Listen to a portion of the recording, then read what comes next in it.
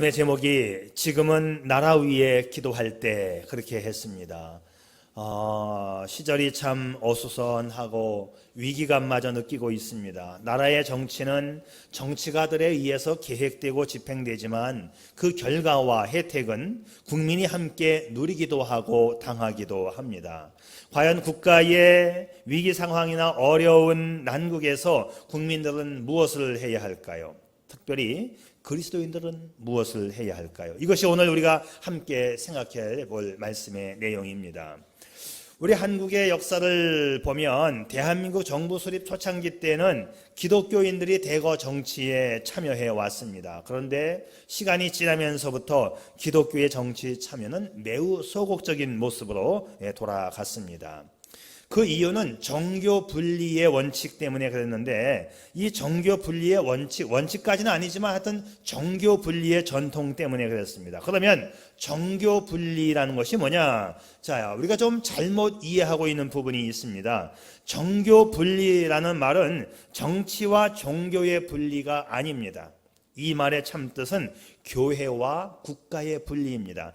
교회와 국가 사이에는 기능적인 분리가 반드시 있어야 합니다. 그러면서도 정치와 종교는 관계적인 측면에서는 상호 협력 관계에 있어야 하지요. 자, 그런데 과거 역사를 보면 교회가 국가를 지배했던 때가 있었어요. 교회가 국가를 다스리던 때가 있었습니다. 교회가 국가의 왕을 임명하던 그 어두운 중세 시대가 있었어요. 거꾸로 국가의 지도자들이 교회의 지도자를 임명했던 때가 있었습니다. 교회를 사사건건 간섭하는 그런 역사의 암흑도 있어 왔습니다. 오늘날로 말하면 전제주의 국가, 사회 국가, 이 공산 국가들에서 그런 경향을 보이고 있지요. 저는 개인적으로, 내가 이해하고 있는 성경에 의하면 교회와 국가 사이에는 기능적으로는 반드시 분리되어져야 합니다. 그러나 정치와 종교는 상호 관계적인 측면에서는 분리될 수도 없고 또 분리되어서도 안 됩니다. 기능적으로는 분리되지만 관계적 측면에서는 서로 함께 가는 동반자가 되어야 돼요. 그러니까 우리 그리스도인들은 정치를 외면해서는 안 된다는 말입니다. 최근에 우리나라는 지난 IMF 이래 가장 어려운 역사적인 시련기를 맞이하고 있지 않는가 하는 생각이 들어집니다. 지금은 분명 국가를 생각할 때입니다.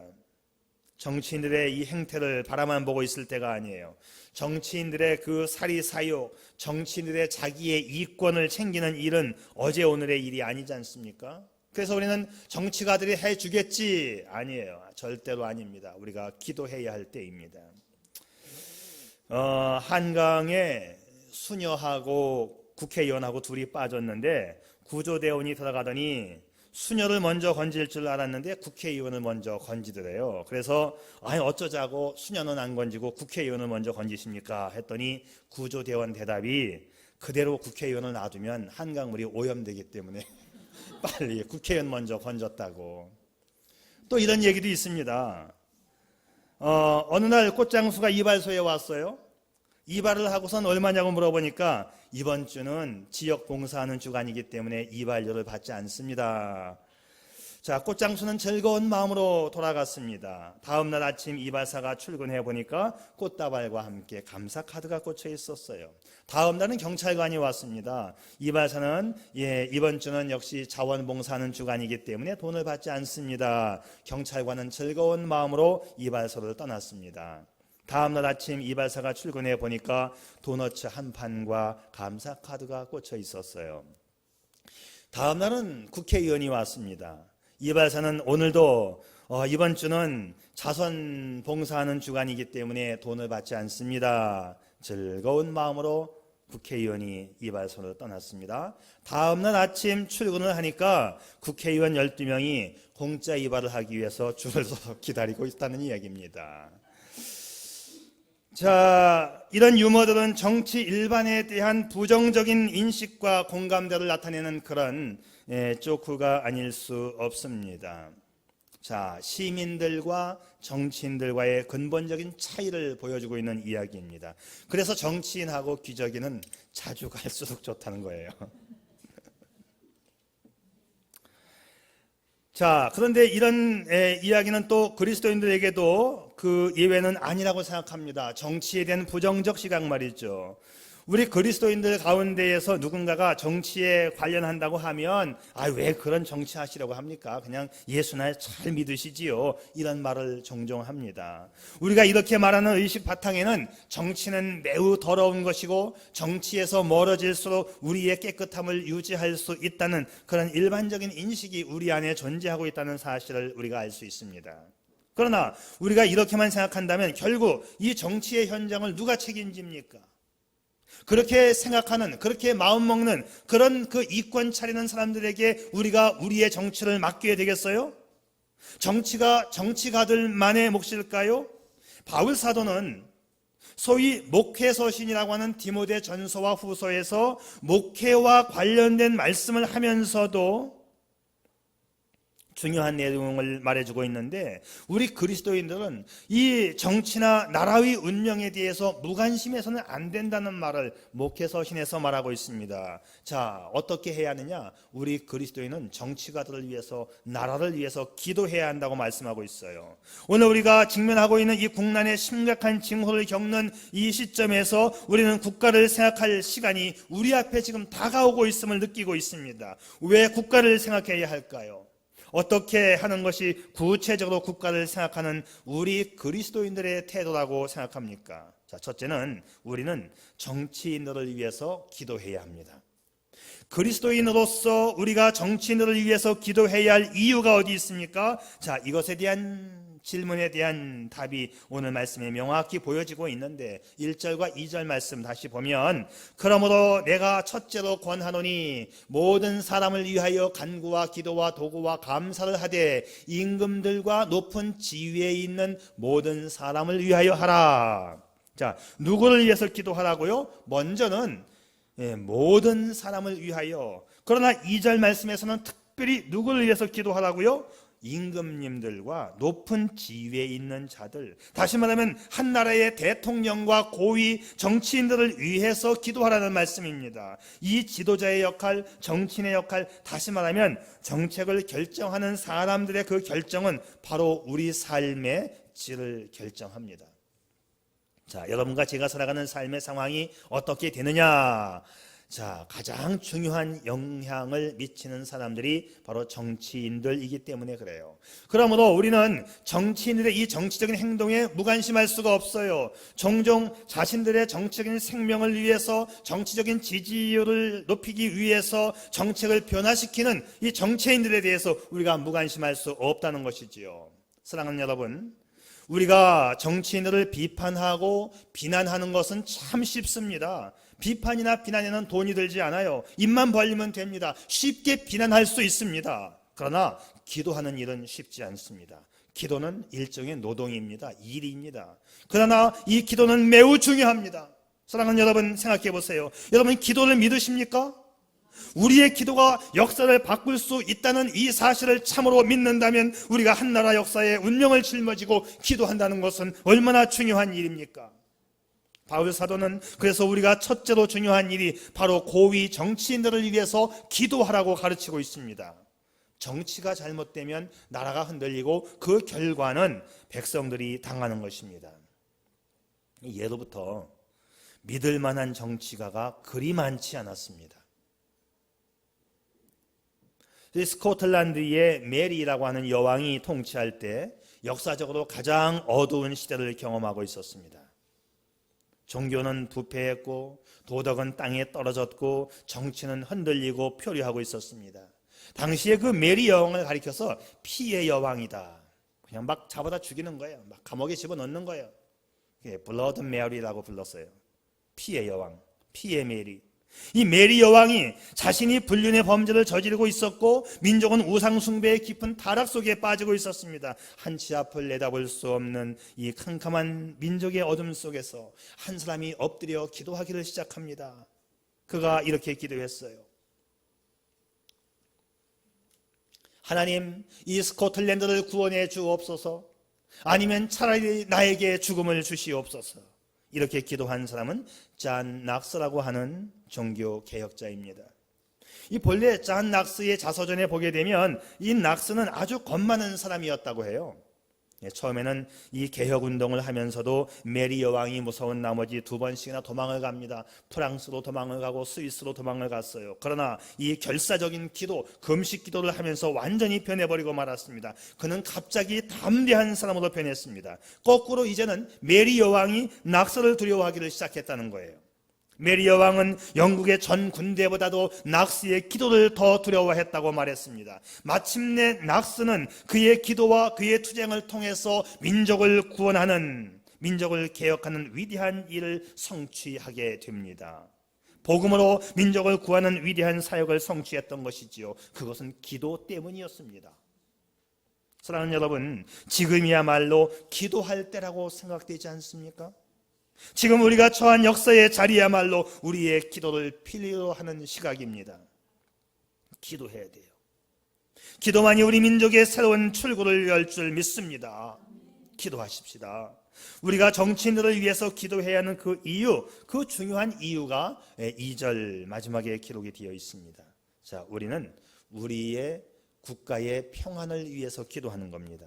우리가 대통령과 정치인들을 위해서 기도해야 할 이유, 이는 우리가 모든 경건과 단정함으로 고요하고 평안한 생활을 하려 함이니라.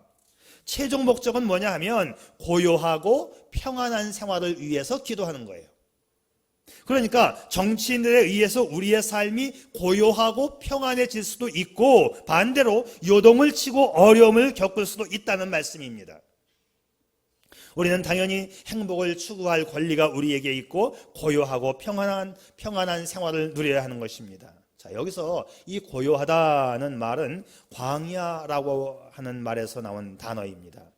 결국 고요하다는 말은 외부적인 문제가 없는 삶을 말하는 거예요. 그리고 평안한 생활은 내적인 근심이 없는 삶을 말합니다. 우리는 이런 삶의 환경 속에서 살기를 원합니다. 그런데 이 일은 반드시 우리의 기도를 통하여 이루어진다는 것이지요.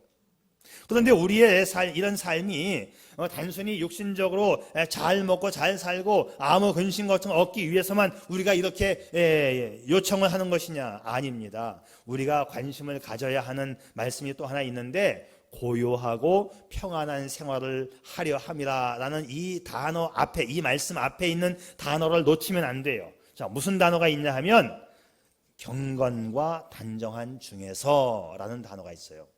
경건과 단정한 중에서 고요하고 평안한 생활을 하고자 합니다. 세상 사람들은 그냥 잘 먹고 잘 사는 것이 목적일지 모르지만 우리에게는 영적인 삶이 더 중요합니다. 우리의 기도하는 근본 목적은 단정과 경건한 삶 가운데 잘 살기 위함입니다. 경건과 단정한 삶 가운데 고요하고 평안한 삶을 살기 위함입니다. 자, 그러니까 막연히 잘 사는 것보다도 더 중요한 것은 경건과 단정한 삶이에요. 그러면 이 경건한 삶이 뭐냐? 경건이라고 하는 단어는 하나님과 관련된 단어입니다. 이것은 하나님을 향한 태도, 하나님을 닮아가는 태도를 말합니다. 영어로 경건이라는 말을 표현할 때 godliness라는 표현을 써요. 하나님 같은, 하나님을 닮아가는 인격, 이것을 성경은 경건이라고 하는 것입니다. 그 다음에 단정이라는 말은 하나님과의 관계가 아니라 사람과의 관계, 즉 이웃과의 관계에서 질서 있는 삶의 모습을 가지고 살아갈 때 성경은 단정하다, 그렇게 말합니다. 그러니까 우리가 하나님과 바른 관계를 잘 맺고 이웃들과 바른 관계 속에서 건강한 삶을 살아갈 때에 우리 삶의 진정으로 고요하고 평안한 삶이 찾아오는 것이지요. 자, 그런데 이런 총체적인 삶이 가능하기 위해서는 정치인들의 정치적 행위에만 우리가 맡길 수 없다는 거예요. 우리의 신앙생활과 우리의 일상생활이 정치와 무관할 수 없기 때문입니다. 여러분, 정치에 관심을 가질 수 있기를 바랍니다. 더더욱 우리 그리스도인은 더욱더 정치에 관심을 가져야 합니다. 정치를 잘못하면 신앙생활도 어려워지기 때문이에요. 대체적으로 우리 한국인들은 정치에 대해서는 매우 소극적입니다. 그냥 위에서 어련히 알아서 해줄까 하고 따라가는 습성이 좀 있지요. 그런데 원래 우리는 말이죠, 이 집단의식은 좀 있어요. 집단의식. 그런데 이 집단 의식이 공공의 의식으로 발전하지 못하는 민족성을 가지고 있어요. 한국인의 집단 의식은 아주 유명하지 않습니까? 우리라고 하는 이 집단 의식이 참 강합니다. 우리 집, 우리 나라, 우리 학교 뭐 하면서 다 우리자를 다 갖다 붙입니다. 이건 우리 한국인만의 특성이에요. 그런데 이 집단 의식의 내용이 좀 작아요. 문제는 작은 게 문제입니다. 우리 집, 우리 식구를 벗어나면 우리에 대한 의식이 희박해져 가기를 시작합니다. 그래서 자기 집 안에서는 자기 물건들을 아끼고 쓰던 사람들이 일단의 공공장소에 가게 되면, 학교에 가게 되면 내 집을 벗어났기 때문에, 내 거가 아니기 때문에, 우리가 아니기 때문에 막 쓰는 경향이 있습니다. 교회에 와서도 휴지를 막 버리는 경향이 있습니다.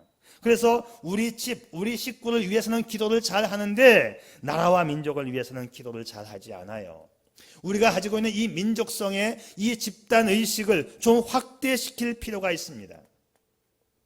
근데 또 때로 가만히 우리 한국 민족을 살펴보면 한국 사람들이 또 잘 뭉칠 때가 있어요.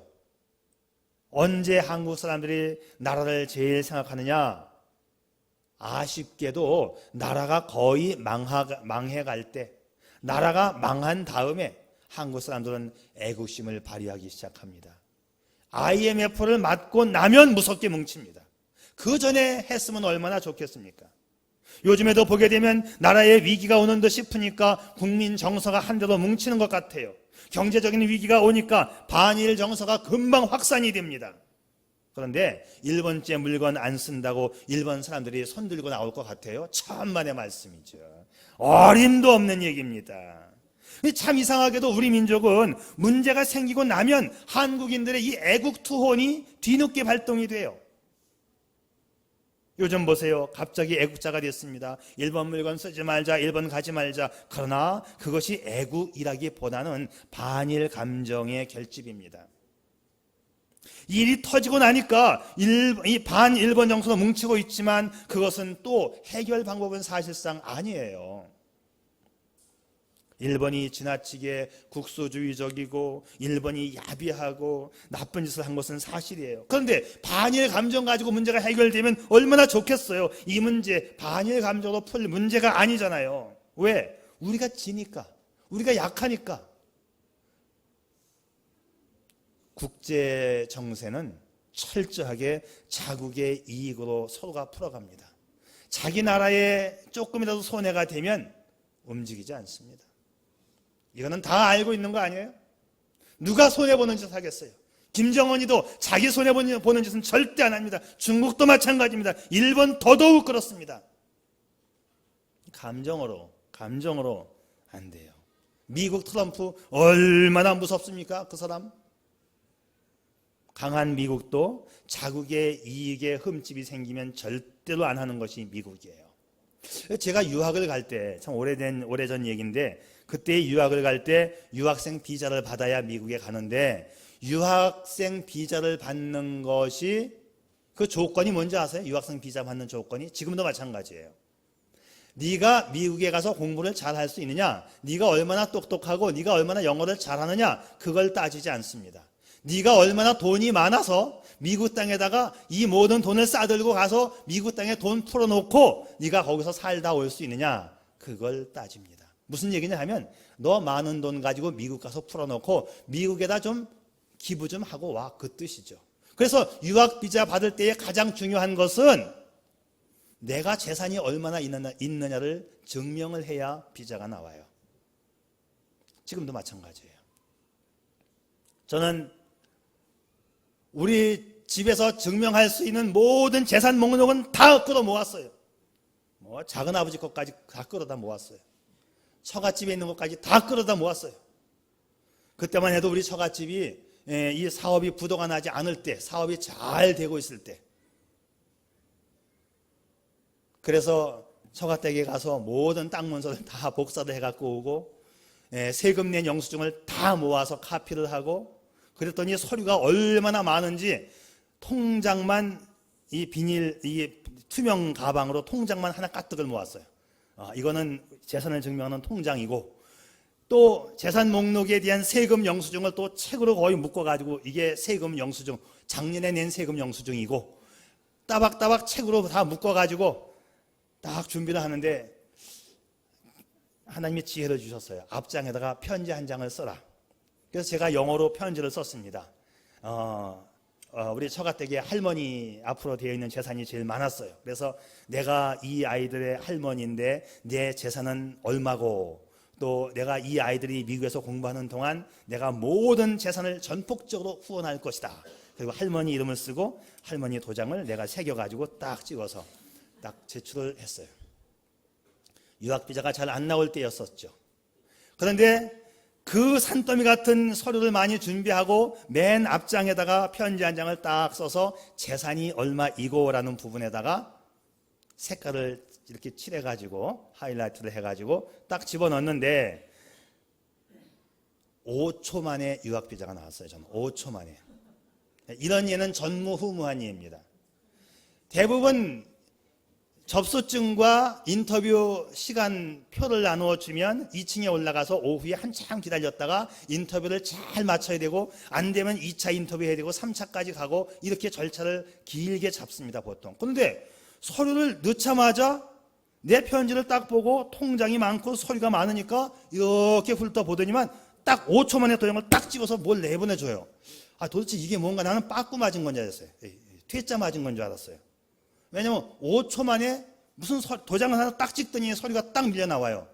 이상하다. 그래서 이게 뭔지를 몰라가지고 이제 오후까지 인터뷰 기다리려고 만반의 준비를 해갖고 왔는데, 이상한 도장을 하나 받아갖고는 나만 그 도장을 받은 거예요. 나만. 그래서 이게 도대체가 알 수가 없잖아요. 이게 도대체가 뭔지, 이게 얘기 들은 거하고는 다르니까 인터뷰를 받아야 한다고 했는데 이게 뭔가. 용감하게 문을 열고 들어가가지고 도대체 이게 뭐냐고 했더니 이거 된 거예요 그러더라고요. 그 직원이 이거 된 거예요. 그래서 제가 역사 이래 5초 만에 유학생 비자를 받은 아주 특이한 케이스인데, 자, 네가 얼마나 돈이 많으냐? 그게 미국이에요. 네가 우리나라에 돈을 풀 만한 가치가 있느냐? 그 돈이 그만큼 주머니에 있느냐? 자, 무슨 얘기냐 하면, 국제 정세는 예나 지금이나 철저하게 자국의 국수적인 이익으로 가고 있다는 이 말이지요. 그렇기 때문에 우리가 이 감정으로 풀 문제가 절대로 아닙니다. 그래서 나라의 고요와 평화는 우리 그리스도인들의 몫입니다. 정치인의 몫이 아니에요. 왜 우리가 정책을 결정하는 사람들을 위해서 기도하라고 성경은 가르치고 있습니까? 그것이 우리의 삶, 우리의 미래, 우리의 평안과 고요한 삶, 우리의 복된 삶의 미래를 결정하기 때문에, 우리의 영향력이 크기 때문에 그렇습니다. 우리는 기도하는 힘을 가지고 있는 것이기 때문에 그렇습니다. 여러분, 우리는 정치의 영역에 무관심할 수 없다고 성경은 가르칩니다. 그러면 우리는 그리스도인으로서 이 국가를 위해서 무엇을 해야 할까요? 오늘 본문에서 바울 사도가 그리스도인으로서 국가를 위할 수 있는 최대의 방편, 최대의 방법은 바로 기도라고 가르치고 있습니다. 다시 한번 1절 말씀을 읽어보면, 그러므로 내가 첫째로 권하노니 모든 사람을 위하여 간구와 기도와 도구와 감사를 하되. 바울이 여기서 첫째로 권하노니 했습니다. 그런데 이 첫째로라는 이 단어가 첫째, 둘째, 셋째 할 때 논리적인 순서를 말할 때의 첫째로가 아니에요. 왜냐하면 두 번째가 없습니다. 그냥 첫째로 하고 말을 시작하는 것은 무엇보다도 중요하다, 우선순위의 중요성을 강조하는 첫째로의 단어예요. 우리 그리스도인들이 많은 삶의 영역 가운데에서 많은 의무를 가지고 있지만 무엇보다도 가장 중요한 의무, 기도하는 것입니다. 자, 여기 기도에 또 여러 가지 형태가 등장되고 있지요. 간구, 기도, 도구, 감사. 이 각각의 단어의 뜻이 무엇인가를 아는 것보다도 이 문장을 이해하는 것이 중요한데, 기도와 관련된 단어를 반복적으로 언급하고 있는 것은 기도에 대한 강조의 용법입니다. 다시 말하면 기도하라, 기도하라, 기도하라, 기도하라, 또 기도하고 또 감사 기도하고, 그런 뜻이죠. 여러분, 나라를 위해서 기도하시되 할 수 있는 방법을 다 동원해서 사용 가능한 모든 형태의 기도를 총동원해서 기도할 수 있기를 바랍니다. 이 국가를 위해서 기도하라고 말하면서 이렇게 지금 강조하고 있다 이 말이지요. 그러면 우리가 마지막으로 생각해 볼 것은, 우리는 기도하면서 우리는 무엇을 해야 하느냐? 자, 우리가 나라를 위해서 기도했다고 모든 것이 끝난 것은 아닙니다. 기도는 기도하는 사람들에게 기도에 따르는 책임 있는 행동이 요구되는 것을 알아야 돼요. 자, 주기도문을 한번 생각해 보세요. 오늘날 우리에게 일용할 양식을 주옵소서, 이렇게 기도했습니다. 그러면 기도한 다음에 가만히 있으면 하늘에서 일용할 양식이 뚝 떨어질까요? 물론 그럴 수도 있어요. 자, 이제 우리가 기도했다면 하나님께서 우리에게 어떻게 응답하실 것인가에 관심을 우리가 가져야죠. 어디에서 어떤 방법으로 하나님이 나에게 양식을 주실 것인가, 그 일자리를 찾아야 마땅하지 않겠습니까? 자, 계속해서 주기도문 보면 하나님의 나라가 임하옵시며 뜻이 하늘에서 이루어진 것처럼 땅에서도 이루어 주옵소서. 다시 말하면 하나님의 통치가 이 땅에 이루어지고 하나님의 공의로운 뜻이 이 나라, 이 땅, 이 현장에도 이루어질 수 있도록 행동해야 할 책임이 우리에게 있는 것입니다. 그러면 우리는 어떤 행동을 해야 합니까? 이제 기도하면서 우리 성도들에게, 서로에게 이제 계몽을 해야 되는 거예요. 이 지역 감정과 계파 정치를 뛰어넘어서 국가를 위해서 기도하고 올바르게 행동할 때라고 서로 깨우치고 계몽하고 행동해야 합니다. 사랑하는 여러분, 나라를 위해서 기도합시다. 우리의 정치인들을 위해서, 우리의 경건한 신앙생활과 고요하고 평안한 삶을 위해서 우리가 정말 기도하고 실천해 나간다면 하나님은 우리를 통해서 하나님의 뜻을 이루시고 하나님의 의와 하나님의 섭리를 이 땅에 펼치실 것입니다. 자, 이 땅에 하나님을 알고 신뢰하는 모든 사람들이 기도하고 정직한 마음을 갖는다면 하나님이 그들의 기도를 들으시고 그들의 기도를 통해서 역사하실 것입니다. 그렇기 때문에 반일 감정, 반일 운동이 아니라 기도 운동을 펼쳐야 되는 것입니다. 우리 한국 기독교가, 한국 교회가 이맘때쯤이면 이 같은 본문을 가지고 똑같은 설교를 하고 똑같은 기도를 했으면 하는 그런 간절한 마음이 제게 있습니다. 여러분, 정말 냉정하게 판단을 하시고 반일 운동 그것도 중요할 수 있습니다만 그것이 문제 해결은 아니에요. 더욱더 악화될 수 있습니다. 정말 이 시대에 기도 운동을 펼치는 한국의, 아니 우리 반석교회의 모든 성도들 될 수 있기를 주님의 이름으로 축복합니다. 네, 기도하겠습니다.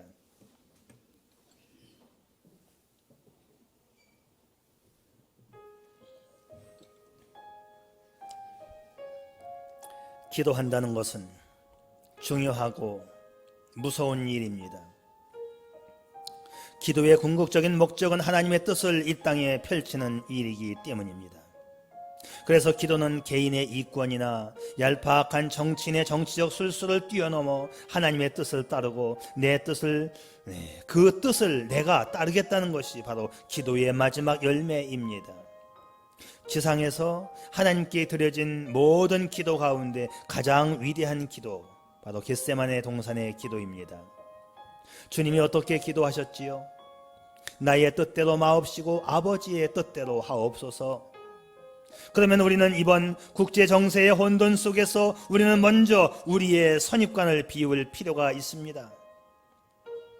우선은 내가 지지했던 대통령이든 내가 지지하지 않았던 대통령이든 우리의 주장과 편견을 넘어서서 내 뜻보다 더 완벽하고 중요한 하나님의 뜻을 위하여 기도하는, 또 그런 마음을 갖는, 자기의 뜻을 내려놓고 그런 마음을 갖는 정치인이 되게 하기 위해서 우리는 기도하는 그리스도인들이기를 축복합니다.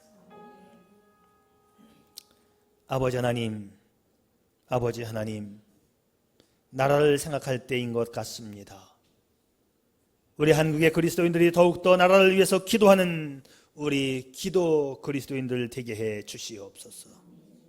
그래서 정말 하나님의 뜻이 이 땅 위에 이루어지고 하나님의 공평한 정치 속에 우리가 신앙생활을 잘하고 우리가 받은 복음을 또한 해외에 잘 전달하기 위해서라도 우리 한국이 정말 제대로 서 있는 국가, 서 있는 교회들이 되게 해 주시옵소서. 이 일을 위해서 이 어려운 난국에 기도하는 기도 한국 되게 해 주시기를 간절히 비옵고 예수님의 이름으로 기도드리옵나이다. 아멘.